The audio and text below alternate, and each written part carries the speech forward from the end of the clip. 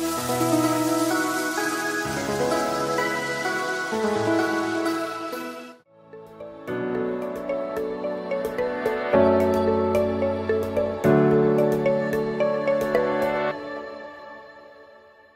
Jemaat Tuhan, senang sekali boleh kembali bertemu dalam Renungan Kingdom Devotion hari ini. Minggu lalu kita membahas di dalam kitab Roma pasal ketiga tentang bagaimana kita diselamatkan hanya melalui iman saja.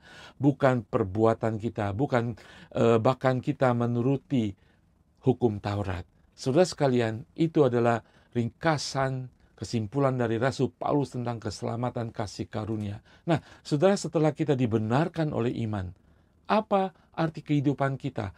Apa selanjutnya yang menjadi dasar kehidupan kita? Kita baca selanjutnya di pasal kelima. Ayat 1 dikatakan, sebab itu kita yang dibenarkan karena iman, kita hidup dalam damai sejahtera dengan Allah oleh karena Tuhan kita Yesus Kristus.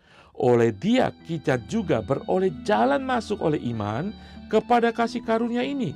Di dalam kasih karunia ini kita berdiri dan kita bermegah dalam pengharapan akan menerima kemuliaan Allah. Saudara, ayat yang luar biasa. Dan kalau kita mengerti ini, kita harus hidup sungguh-sungguh berbeda dengan kehidupan lama kita. Paradigma cara pikir kita, berdiri kita, dasar dari apa yang kita lakukan, kita adalah umat yang sudah dibenarkan oleh iman. Kita sudah berubah, kita menjadi ciptaan baru, roh kita roh baru, status kita baru, identitas kita baru sebagai anak Allah. Mulai dari sana dan melakukan segala sesuatu sebagai anak Allah, sebagai orang percaya, tidak lagi seperti manusia lama. Kita sudah dibenarkan oleh iman. Firman Tuhan mengatakan kita hidup dalam damai sejahtera dengan Allah. Dulu kita musuh daripada Allah. Allah menganggap kita musuh karena dosa. Tetapi setelah salib Tuhan, kita sudah diperdamaikan sehingga kehidupan orang percaya, orang beriman memiliki damai daripada Tuhan. Damai yang mengawali kehidupan kita yang masih ada di bumi. Kesusahan, kesengsaraan, permasalahan, pergumulan, kita perlu damai dari Tuhan. Saatnya kita yang sudah dibenarkan, kita akan menerima damai yang mengawali kehidupan kita. Tidak hanya itu, firman Tuhan mengatakan kita juga harus berdiri teguh di dalam kasih karunia itu, sehingga kita bisa memiliki akses oleh iman kita masuk dalam tata kasih karunia untuk kita menerima pertolongan daripada Tuhan, menerima rahmat daripada Tuhan, menerima pelukan kasih daripada Tuhan, menerima hikmat dari Tuhan, menerima segala sesuatu pengajaran koreksi daripada Tuhan. Karena kita sekarang memiliki Bapa Allah kita yang mengasihi kita, yang sudah mengorbankan anaknya untuk menyelamatkan kita. Tidak terlebih lagi kah Ia mengasihi kita dengan segala sesuatu? Saudara sekalian, kita dibenarkan oleh iman, hidup sebagai anak-anak yang benar karena iman di hadapan Tuhan. Kebenaran oleh iman ini membuat kita berdiri benar di hadapan Tuhan. Sekali lagi, bukan perbuatan kita, tetapi karena kasih karunia daripada Tuhan Yesus. Bahkan karena iman ini menjadi anak Allah, kita bisa berdiri teguh dalam kehidupan di ayat-ayat berikutnya. Di ayat ketiga dikatakan, dan bukan hanya itu saja, kita malah bermegah juga dalam kesengsaraan kita. Karena kita tahu bahwa kesengsaraan itu menimbulkan ketekunan, dan ketekunan menimbulkan tahan uji, dan tahan uji menimbulkan pengharapan, dan pengharapan tidak mengecewakan.